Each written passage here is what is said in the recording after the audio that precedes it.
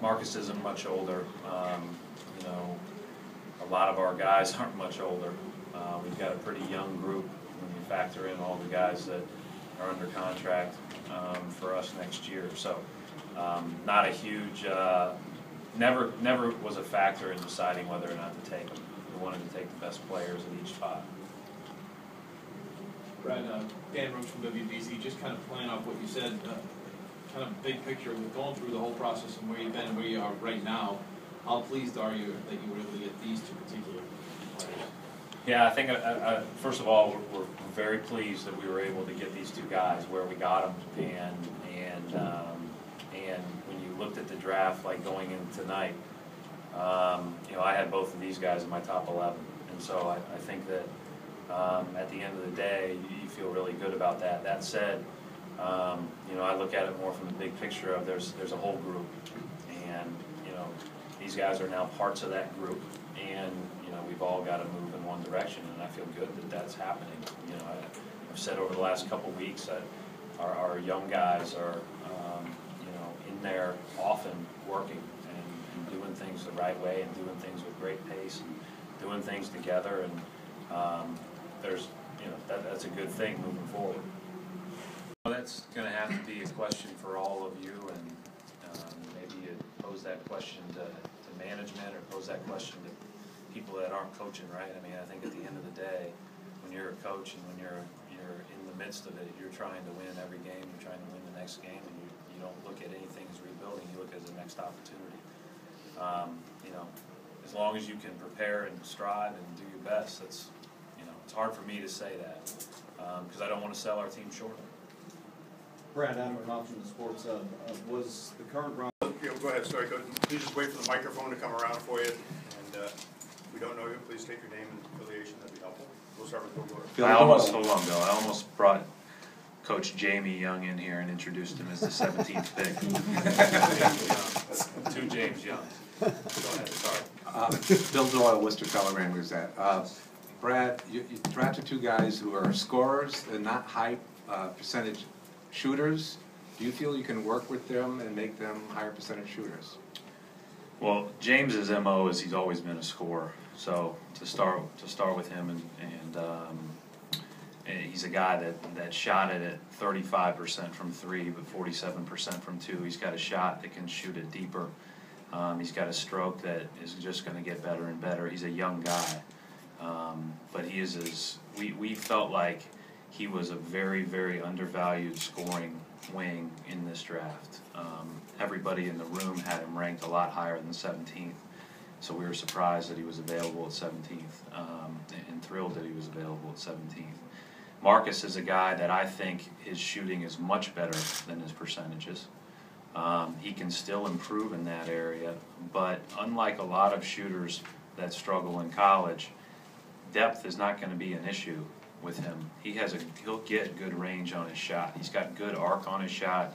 He's got pretty good mechanics. He's worked hard on it. In our last workout that we had with him, he reeled off about 4 or 5 in a row in live competition from three with the games on the line.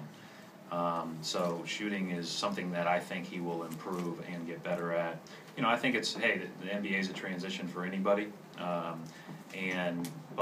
I think you can really work with both those guys from that standpoint. You know, I feel like there's two guys that help, you know, make our team better. And so, you know, that's what tonight's about.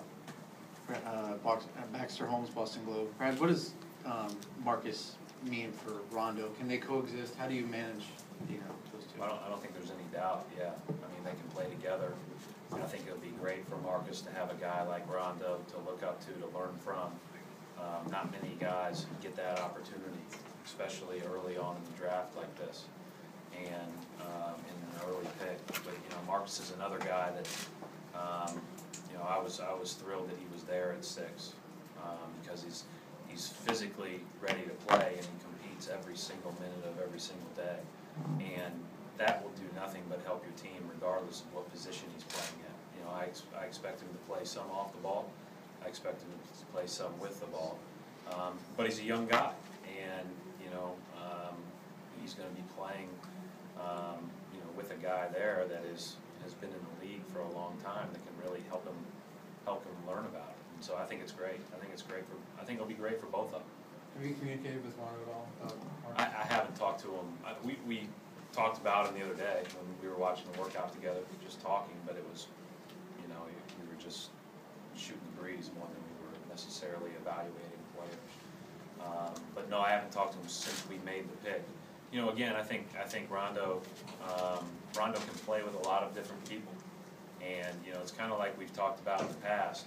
If you can find guys that are tough, that are versatile defenders, we think Marcus is a better shooter than he shot, and we think that he gives you the ability to guard 1, 2, and then sometimes 3. Like you watch his games, Baxter, he's a guy that can switch a lot of screens because he's a 230-pound guard. So he gives you a lot of versatility on the wing for a guy that's a little bit shorter, especially with a 6'9" wingspan. Mark Murphy, Boston Herald. Brad, Mark has got some criticism for going back for his sophomore year, and some people feel that, you know, he just gave people more opportunity to sort of pick apart his game. Do you feel he stayed the same? Do you feel he got better? You know, I think, first of all, I had never really watched him his freshman year. So when I started watching him was in the summer basketball from when I started watching Synergy. It's been on the summer basketball that he played with USA Basketball and then his entire year this year. And, you know, obviously he had some ups and downs this year for what, you know, for a guy that had his level of expectations.